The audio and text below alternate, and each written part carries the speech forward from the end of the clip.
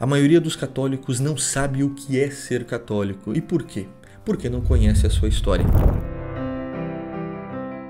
Olá meus caros, tudo bem? Aqui é o professor Edmilson Cruz e eu vou gravar uma série de vídeos, uma série de aulas a respeito de vários pontos da história da igreja em um aspecto geral de cada um dos pontos para nós vermos a importância da Igreja Católica para o mundo. Então nós vamos percorrer aí uma longa estrada que eu já vou apresentar para vocês. Antes de mais nada, eu quero agradecer a oportunidade da minha Biblioteca Católica e ao convite dela para que eu gravasse esses vídeos. É sempre uma alegria estar junto com a minha Biblioteca Católica, é sempre uma alegria, uma honra estar aqui novamente. A Igreja Católica, ela não é qualquer instituição. Nós sabemos que ela é a encarnação do próprio Cristo na Terra. São os passos que Cristo continuou na Terra. A gente vai ver isso na próxima aula. Então ela é o corpo místico de Cristo.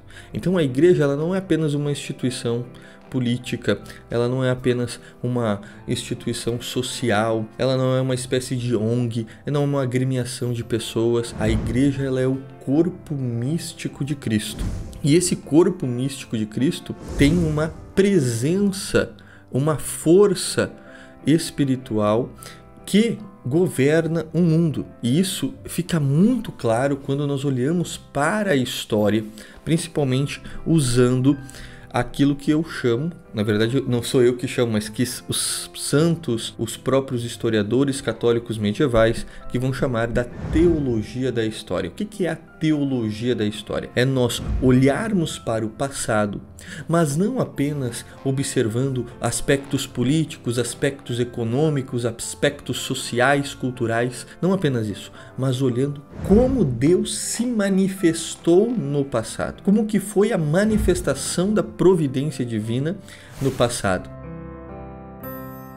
Nosso trabalho aqui é percorrer de maneira geral a história desde o nascimento da igreja até o século XX. Nós vamos fazer aqui alguns vídeos sobre cada um dos pontos da história, mostrando para vocês a importância da igreja para o mundo. E é muito claro, quando a sociedade, quando o mundo se aproximou da fé verdadeira, nós tivemos um ápice. No momento que a igreja ela foi excluída, foi afastada da sociedade, nós temos um declínio. Então nós vamos percorrer a história fazendo esta análise a partir da teologia da história. Aqueles que querem se aprofundar mais dentro desse conhecimento da história, da teologia da história, eu quero indicar 3 livros aqui. O primeiro deles é Santo Agostinho, A Cidade de Deus, que é um livro formidável e fundamental para todos aqueles que querem entender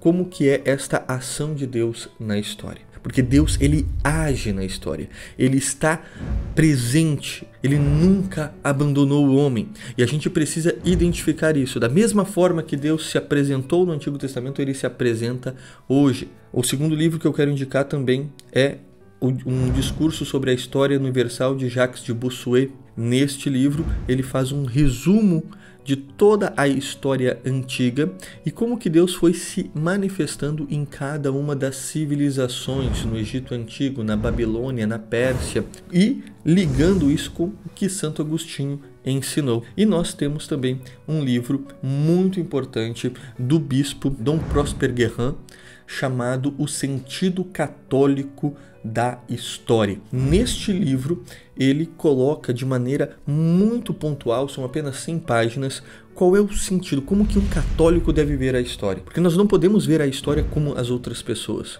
porque nós temos uma fé, e a nossa fé exige de nós em que o próprio Cristo se encarnou e ele é o Senhor da história. A nossa fé apresenta que a história tem um início e tem um fim. Ela começa em Gênesis e termina em Apocalipse. Então, toda a vida espiritual de um católico, ela impacta dentro da história dessa pessoa, a história do indivíduo.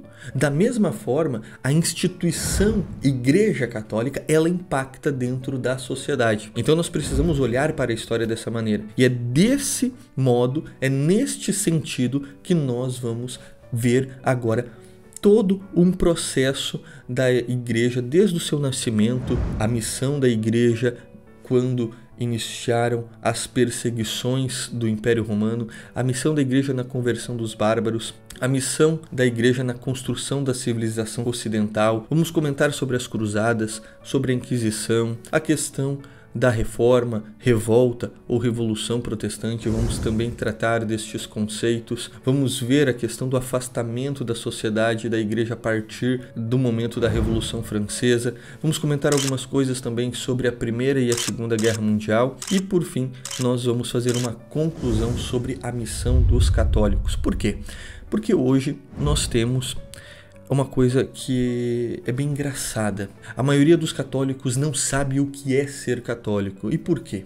Porque não conhece a sua história. A história ela tem uma função fundamental na vida dos indivíduos, que é a formação da identidade. Todos os indivíduos, eles precisam de uma identidade, eles precisam saber de onde que eles vieram. Isso é muito comum quando a gente vê uma criança. Quem é pai aqui, como eu, já deve ter visto quando eles começam a falar, já por volta dos 2 anos, eles pegam um álbum, eles ficam olhando o álbum de fotos do casamento do papai e da mamãe, eles veem o vovô, a vovó, os titios, os dindos, e eles não se veem. E aí eles perguntam, mas papai, onde é que eu estou? Mamãe, onde eu estou? Por quê? Porque ela quer fazer parte daquilo, ela quer entender de onde que ela veio. Essa ânsia é uma ânsia natural das pessoas. Todos nós queremos saber de onde nós viemos, e saber disso forma a maneira de como nós vamos viver. Então, nós precisamos entender a nossa realidade, entender o nosso passado para assim sabermos quem nós somos. Então, hoje os católicos precisam conhecer a sua história para entender o que é ser católico. Eu quero deixar este recado final para que você já fique com um gostinho deste fim, do qual é o sentido dos católicos para o mundo hoje, que é esse fechamento que nós vamos fazer. Explicarmos, entendermos, estudarmos a história do mundo aliada à história da igreja. Um abraço e Deus abençoe.